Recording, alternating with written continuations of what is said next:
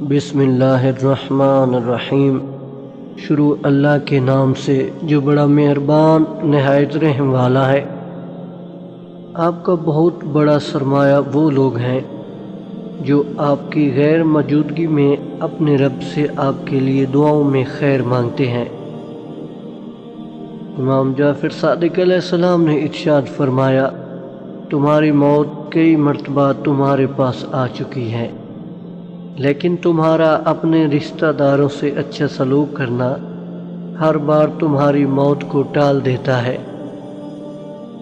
جناب رسول خدا صلی اللہ علیہ وآلہ وسلم نے فرمایا، میں نے اپنی امت کے ایک شخص کو خواب میں دیکھا کہ اس کے ارد گرد عذاب کے فرشتے گھیرا باندھے ہوئے تھے۔ اتنے میں اس کی نماز آ گئی اور انہیں اس پر عذاب کرنے سے روک دیا۔ جناب رسول خدا صلی اللہ علیہ وآلہ وسلم نے فرمایا، افسوس ہے اس کے لیے جو اپنے بچوں کو تو فراوانی رزق میں چھوڑ آئے اور خود اللہ کے حضور گناہ لے کر پیش ہو۔ خدا کے چنے ہوئے لوگ ہی دوسروں کا درد چنتے ہیں، یہ ہر کسی کے بس کی بات نہیں۔